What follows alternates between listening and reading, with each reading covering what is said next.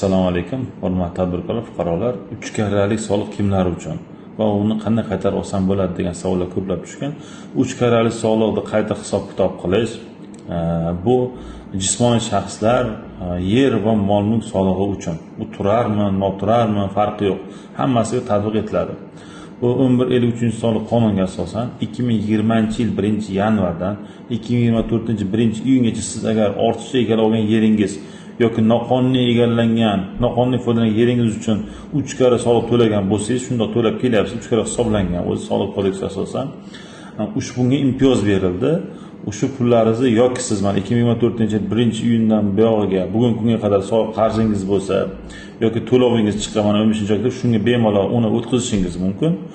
Yoki soliq kodeksining 103, 105 moddalariga asosan uni soliq organiga ariza orqali murojaat qilib 15 kalendar kunda qaytarib olishingiz mumkin.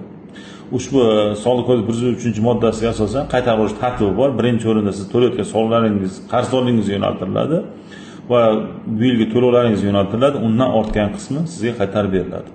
Bugungi kunda hisob-kitoblarga qaraganda pastda O'zbekiston bo'ylab 2751 ta hujjatsiz yerlar va 1600 dan oshiq noqonuniy egallab olgan yerlarning 1,5 trillionga oshiq ortiqcha emas to'langan soliqlarni fuqarolarimizga qaytarib berish ko'zda ularga yengillik yaratish maqsadida hamda o'sha soliq qarzdorligini kamaytirish maqsadida.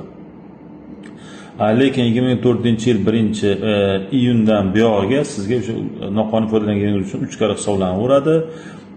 Lekin o'sha yangi kadastr olayotganlar, hujjatni qonunlashtirayotganlar bazaviy hisoblash miqdorining 30 barobargacha, ya'ni 12 million 360 ming so'mgacha bo'lgan qismi avtomat ravishda sizga kadastr organlariga hujjatsiz ketadi soliq organidan. Undan oshgan qismiga lekin o'sha solig'ini to'lab qo'yishingiz kerak.